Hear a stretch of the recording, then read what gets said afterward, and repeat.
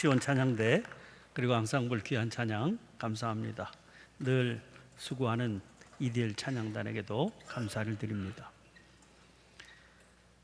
기온이 늘 무더운 나라는 일의 효율성이 떨어지게 마련입니다.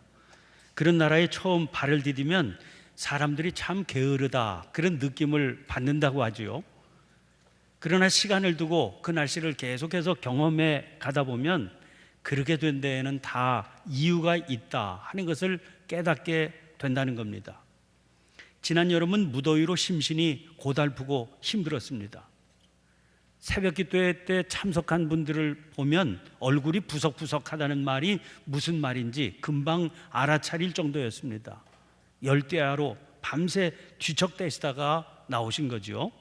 그런데도 기도의 자리를 지키시는 게 참 대단해 보이곤 했습니다. 그러나 며칠 사이에 사정이 확 달라졌습니다. 새벽 공기가 제법 서늘합니다. 낮에는 일하기 좋고 밤에는 잠들기 쉽습니다. 새벽에는요 기도하기 좋은 계절이 된 거지요. 지금처럼 기도하기에 좋은 시기는 1년 가운데 얼마 되지 않습니다. 잠자리의 유혹 물리치고 마음에 작정하고 한번 새벽 기도의 단을 쌓아보시기를 권면드립니다. 특별히 우리 교회에서는 토요일 새벽 기도회를 온 성도들이 함께하는 토요 새벽 기도회 이런 이름으로 모이고 있습니다. 아마 우리 교회 지리적 여건이 심야의 금요 기도회를 모이기 어려우니까 모이기 좋은 토요일 새벽으로 정하지 않았겠나 싶습니다.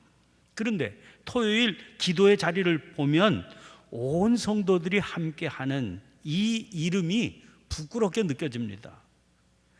여러분, 이런 일에는 거룩한 부담이 필요합니다. 토요일과 달리 평일에는 꼭 본교회만 고집하실 필요는 없지요. 지난 오후 예배 설교를 하셨던 이영로 목사님 말씀이 생각납니다. 이 목사님이 새벽 기도에 나가려고 집 떠나면 늘 어머님 방에 불이 켜져 있다는 겁니다. 몸이 불편하셔서 교회 출입 어려우신 유권사님께서 당신 방에서 홀로 기도의 단을 쌓고 계시는 거지요.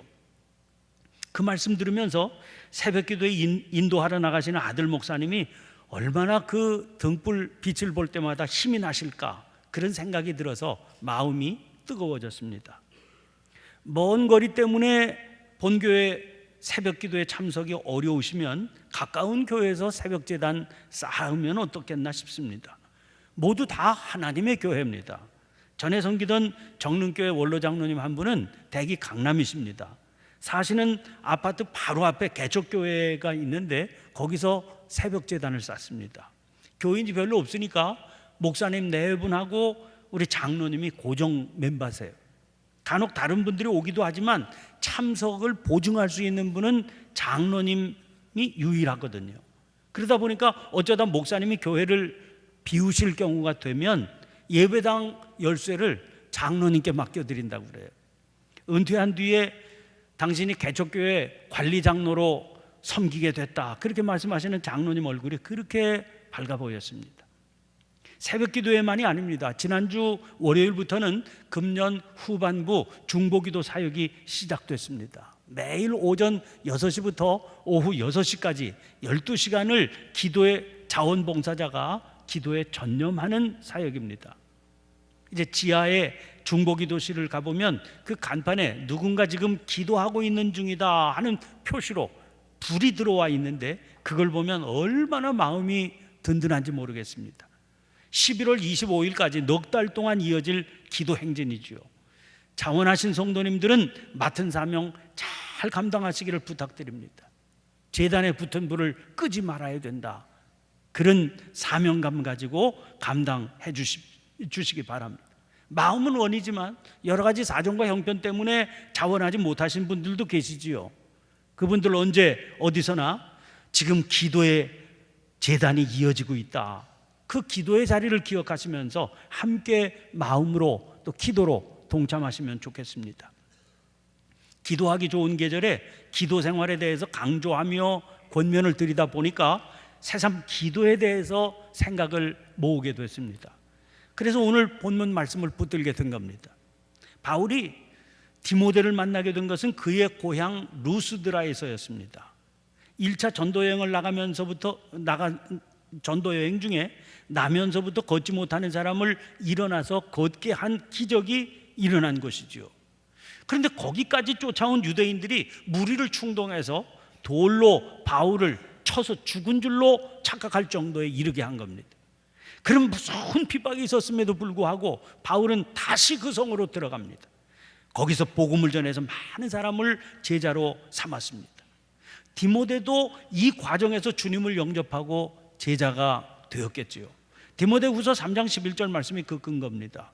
또한 안디옥과 이고니온과 루스드라에서 당한 일과 어떠한 박해를 받은 것을 내가 과연 보고 알았거니와 주께서 이 모든 것 가운데서 나를 건지셨느니라. 바울은 다시 또 2차 전도여행을 떠나면서 다시 이곳 루스드라에 들립니다. 디모데를 만나게 되죠. 이 장면을 소개한 말씀이 사도행전 16장 1절부터 3절입니다. 바울이 더베와 루스드라에도 이르매 거기 디모데라 하는 제자가 있으니 그 어머니는 믿는 유대 여자요 아버지는 헬라인이라. 디모데는 루스드라와 이고니온에 있는 형제들에게 칭찬받는 자니 바울이 그를 데리고 떠나고자 할새 그 지역에 있는 유대인으로 말미암아 그를 데려다가 할례를 행하니 이는 그 사람들이 그의 아버지는 헬라인인 줄 다 알미러라. 이때로부터 디모데는 바울을 따라 전도자의 삶을 살게 됩니다. 그러나 바울에게 있어서 디모데는 단순한 동역자의 한 사람이 아니었습니다. 디모데전서 1장 2절에 믿음 안에서 참 아들 된 디모데 이랬거든요. 그래서 그를 바울의 영적 아들이라 그렇게 부르게 된 겁니다. 디모데 전서라고 하는 편지는 바울이 디모데에게 써서 보낸 편지입니다. 이때 디모데는 바울의 명을 받아서 에베소 교회를 섬기고 있었습니다. 그렇게 된 사연이 디모데전서 1장 3절 4절에 밝혀져 있습니다. 내가 마게도냐로 갈 때 너를 권하여 에베소에 머물라 한 것은 어떤 사람들을 명하여 다른 교훈을 가르치지 말며 신화와 끝없는 족보에 몰두하지 말게 하려 함이라. 학자들의 연구에 의하면 이 시기는 로마의 감옥에 수감되어 있던 사도 바울이 석방이 되어서 그레데 섬을 지나 에베소에 이르렀을 때라고 그럽니다. 이 여정에서 바울은 디모데를 에베소에 남아서 그 교회에서 목회하도록 조치를 냈습니다. 에베소 교회가 처해 있는 형편 때문이었어요. 그때 에베소 교회에는 거짓 선생들이 들어와서 다른 교훈, 즉 복음이 아닌 신화와 끝없는 족보를 가르쳐 사람들이 거기 몰두하게 만들고 있었던 거죠. 이렇게 해서 디모데는 에베소에 남게 됩니다. 아직은 연소해서 모든 게 능숙하기는 어려웠지요. 그러므로 디모데에게는 그 거짓 선생들과 맞서서 거룩한 복음을 바르게 전하는 일이 힘겨운 싸움이었거든요. 바울은 그런 디모데를 격려하고 힘을 북돋아줘야 되겠다, 그런 필요를 느끼게 됐습니다.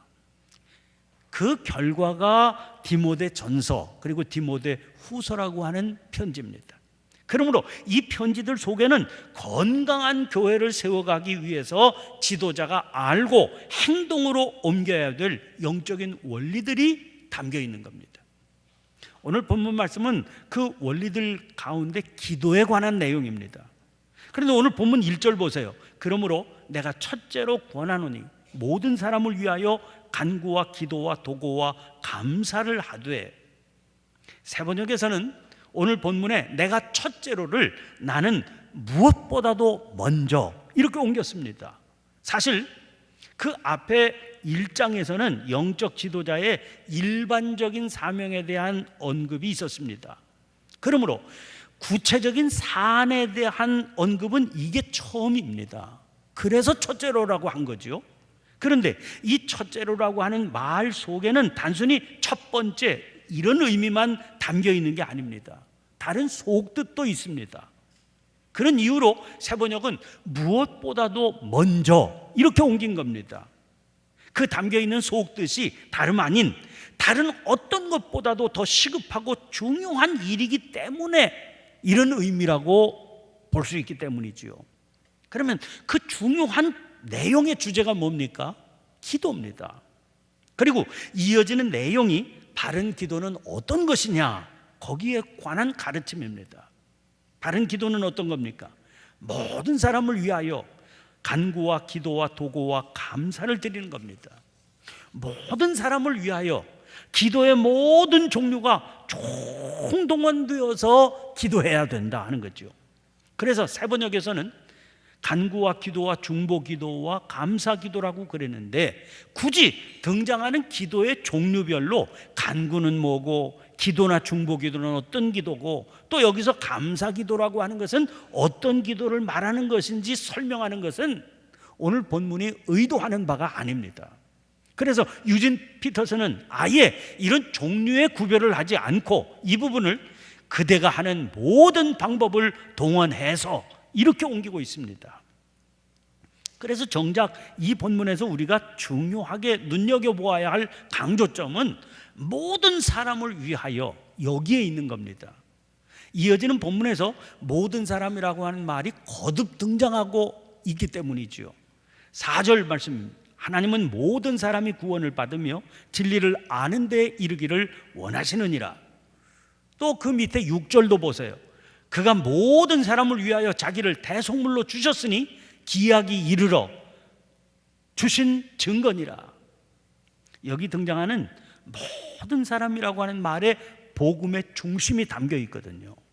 다시 4절 말씀 세심히 보세요. 하나님은 모든 사람이 구원을 받으며 진리를 아는 데 이르기를 원하시느니라. 이 말씀을 세심하게 보니까 바울 사도가 모든 사람을 언급했던 다른 구절이 떠오릅니다. 로마서 3장 23절입니다. 모든 사람이 죄를 범하였음에 하나님의 영광에 이르지 못하더니. 여러분, 모든 사람이 죄를 범하였다고 그랬습니다. 다시 말하면 누구든지 죄인이라는 겁니다. 그 결과가 뭡니까? 하나님의 영광에 이르지 못하게 된 겁니다. 영광스러운 하나님의 품에 안기지 못하고 관계가 끊어져서 하나님과 하나님 곁에서 떠나 있는 상태입니다. 성경의 맨 마지막 책이 요한계시록이지요. 그 책에는 역사의 마지막에 이루어질 완전한 구원의 역사가 묘사되어 있습니다. 그런데 그 책 끝머리 21장 22장에 거룩한 성 새 예루살렘의 장면이 등장하고 있습니다.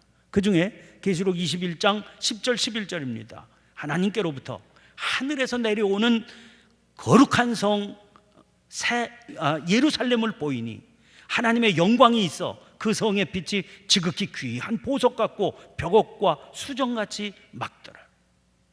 거룩한 성 새 예루살렘의 특징은 거기 있는 하나님의 영광입니다. 모든 사람이 죄를 범하여 이르지 못한다고 하신 그 영광이지요. 생명으로 충만한 하나님의 품입니다. 문제는 과연 그러면 누가 그 자리에 들어갈 수 있느냐 하는 겁니다. 21장 27절입니다. 무엇이든지 속된 것이나 가증한 일 또는 거짓말하는 자는 결코 그리로 들어가지 못하되 오직 어린 양의 생명책에 기록된 자들만 들어가리라. 오직이라고 그랬습니다. 여기는 아무도 예외가 없다는 거지요. 오직 어린 양의 생명책에 기록된 자들만 들어간다고 그랬습니다. 이것이 예수 그리스도의 구원의 은혜지요. 오늘 본문 말씀에서도 그 사실을 증거하고 있지 않습니까? 다시 4절입니다. 하나님은 모든 사람이 구원을 받으며 진리를 아는 데 이르기를 원하신다 그랬습니다. 그런데 문제가 있습니다. 모든 사람이 죄를 범하여 구원을 원하시는 그 하나님의 영광이 이르지 못한다고 그러지 않았습니까? 그런데 오직 유일한 길이 있다고 그랬습니다. 이어지는 5절 보세요. 하나님은 한 분이시요 또 하나님과 사람 사이의 중보자도 한 분이시니 곧 사람이신 그리스도 예수시라. 그러니까 오직 한 분, 죄인인 우리를 하나님과의 깨어진 관계를 회복해서 그 품으로 인도해 주실 중보자가 계십니다. 그분이 어린 양 그리스도 예수님이세요. 그분을 어떻게 하나님의 영광으로 인도할 어린 양이 되셨다고 고백할 수 있겠습니까? 오늘 본문 6절 말씀 보세요. 그가 모든 사람을 위하여 자기를 대속물로 주셨으니 기약이 이르러 주신 증거니라. 유진 피터슨은 이 구절을 이렇게 옮겼습니다. 예수께서는 죄에 사로잡힌 모든 사람을 대신해 자기를 내어주시고 그들을 자유롭게 해 주셨습니다. 그 결과 그 그리스도 예수님의 생명책에 기록된 자들은 하나님의 영광이 거하시는 생명의 자리, 하나님의 품, 거룩한 성 새 예루살렘에 들어갈 수 있게 된 것이죠. 오직 그들뿐입니다. 이것이 이미 주님께서 이루어 주신 역사인 겁니다. 이제 모든 사람이 죄를 범하였음에 하나님의 영광에 이르지 못하더니, 이 말은 다른 말로 바뀌게 됩니다. 로마서 10장 13절입니다. 누구든지 주의 이름을 부르는 자는 구원을 받으리라. 또 고린도후서 5장 17절입니다. 그런즉 누구든지 그리스도 안에 있으면 새로운 피조물이라, 이전 것은 지나갔으니 보라 새 것이 되었도다. 요한일서 4장 14절 15절입니다. 아버지가 아들을 세상에 구주로 보내신 것을 우리가 보았고 또 증언하노니, 누구든지 예수를 하나님의 아들이라 시인하면 하나님이 그의 안에 거하시고 그도 하나님 안에 거하느니라. 그런데 여전히 남아있는 숙제가 있습니다. 그것은 사람들로 하여금 이 진리를 깨닫고 주님을 영접하게 하는 일입니다. 주님은 십자가에서 이미 구원의 역사를 다 이루셨습니다. 그러나 한 사람 한 사람이 자기의 입술로 주님을 고백하기까지 주님의 구원의 역사가 적어도 그 사람에게는 아직 의미가 없기 때문이죠. 하나님은 모든 사람이 구원을 받으며 진리를 아는 데에 이르기를 원하신다고 하지 않았습니까? 당신의 이 소원을 이루기 위해서 하나님께서는 사람들을 세우시는 겁니다. 오늘 본문 7절 말씀 보세요. 이를 위하여 내가 전파하는 자와 사도로 세움을 입은 것은 참말이요 거짓말이 아니니 믿음과 진리 안에서 내가 이방인의 스승이 되었노라. 사명자로 세움을 받은 것은 바울 한 사람만이 아닙니다. 부활하신 주님께서 제자들에게 남기셨던 말씀이 그 사실을 증명합니다. 마태복음 28장 19절 20절입니다. 그러므로 너희는 가서 모든 민족을 제자로 삼아 아버지와 아들과 성령의 이름으로 세례를 베풀고 내가 너희에게 분부한 모든 것을 가르쳐 지키게 하라. 볼지어다 내가 세상 끝날까지 너희와 항상 함께 있으리라 하시니라. 또 사도행전 1장 8절 말씀도 보세요. 오직 성령이 너희에게 임하시면 너희가 권능을 받고 예루살렘과 온 유대와 사마리아와 땅끝까지 이르러 내 증인이 되리라 하시니라. 그러니까 이게 교회의 본질적인 사명이라는 겁니다. 그러면 교회는 이 사명을 어떻게 감당할 수 있을까요? 또 어떻게 수행할 수 있을까요? 이제 다시 오늘 본문 첫머리 1절 말씀으로 돌아가 보세요.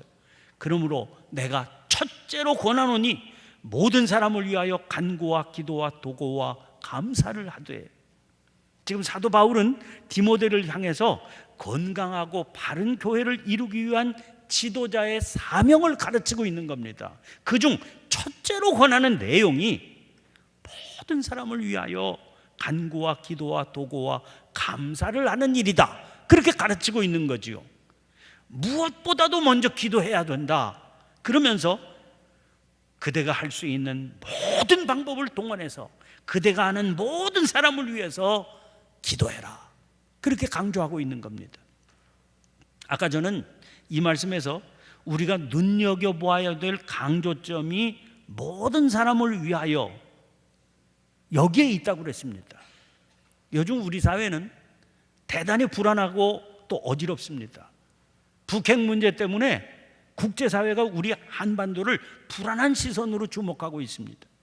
정치권에서는 정부가 해결책을 제시해라 요란한 소리 내지요. 그러나 그렇게 요란한 소리를 내는 이들도 무슨 뾰족한 수가 있어 보이지 않습니다.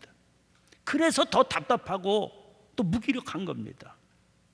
이런 모습 때문에 코리아 패싱, 대한민국은 이 문제에 당사자로 참여시키지 않는다, 그런 얘기까지 돌고 있지 않습니까?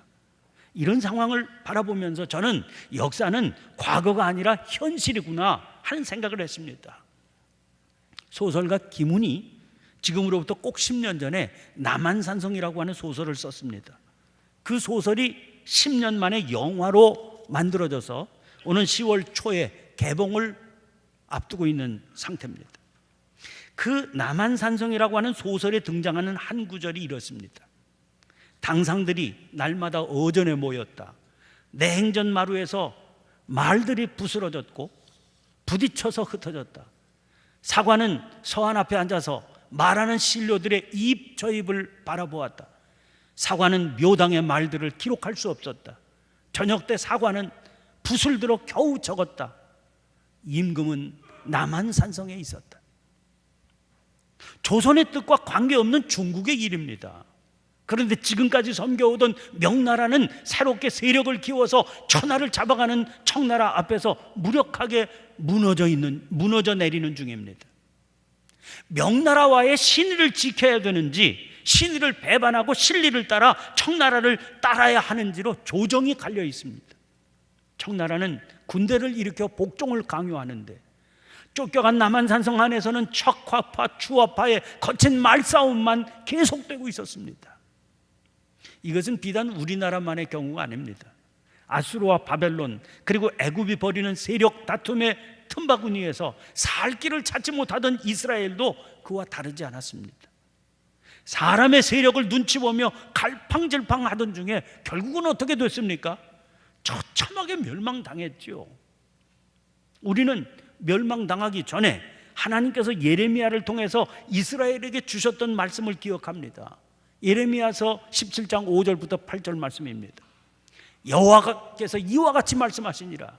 무릇 사람을 믿으며 육신으로 그의 힘을 삼고 마음이 여호와에게서 떠난 그 사람은 저주를 받을 것이라.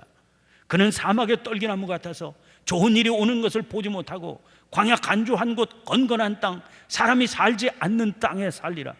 그러나 무릇 여호와를 의지하며 여호와를 의뢰하는 그 사람은 복을 받을 것이라.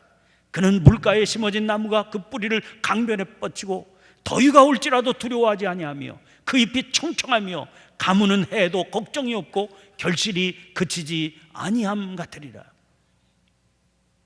사실이 그렇다면 여러분, 여호와를 의지하며 여호와를 의뢰하여 복을 받는다는 건 어떤 것입니까?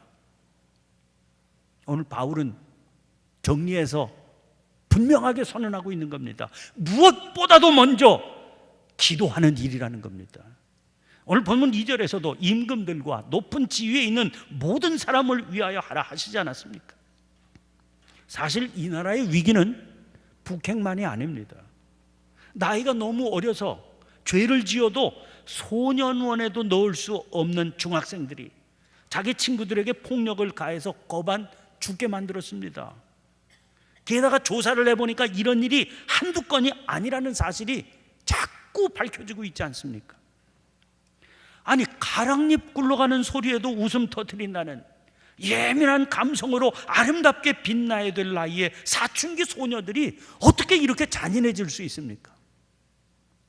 며칠 전 보도를 보니까 서울 강서구에서 장애인을 위한 학교 건립 문제로 공청회가 열렸습니다. 학교 건립을 반대하는 주민들과 얘기해도 말이 통하지 않으니까 장애 학생의 어머니가 이렇게 호소했습니다.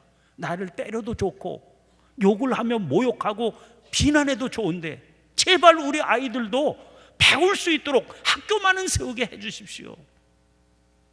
그러면서 울면서 무릎을 꿇었습니다. 다른 장애 학생 부모들도 줄을 이어서 무릎을 꿇었습니다. 그런데 그들 위로 비아냥거림과 욕설이 쏟아졌습니다. 쇼하지 말라는 겁니다. 그렇게 하는 이유는 한 가지, 집값 하락에 대한 걱정이겠죠.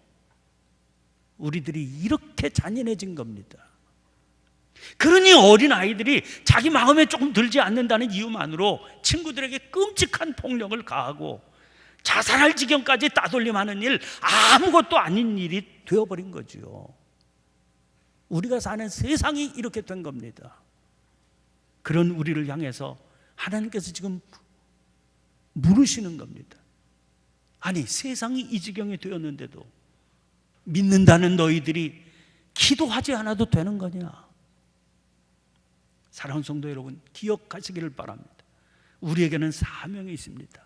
제일 먼저 감당해야 될 첫째가는 사명이 무엇보다도 먼저 할 수 있는 모든 방법을 동원해서 우리가 아는 모든 사람을 위해서 기도하는 일입니다. 이 일을 미루지 말아야 됩니다. 때가 급합니다. 기도하겠습니다.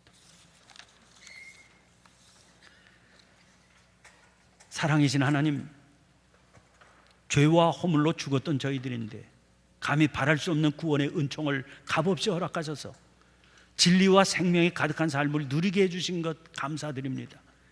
그러나 사방을 둘러보면 이 소식을 알지 못해서 벌어지는 비극들로 가득합니다. 사람에게는 아무런 해결책도 없어 보여 답답함과 무기력함 가운데 빠져 있습니다. 이러한 때 복음의 빛을 본 저희들이 무엇보다 먼저 모든 사람을 위하여 기도하게 해 주옵소서. 이 사명에 게으르지 않게 해 주옵소서. 하나님의 빛으로 세상이 생명과 소망을 얻게 되는 역사가 나타나게 해 주시옵소서. 이 세상에 참 생명과 평화를 허락하시는 구주 예수님의 이름으로 기도하옵나이다. 아멘.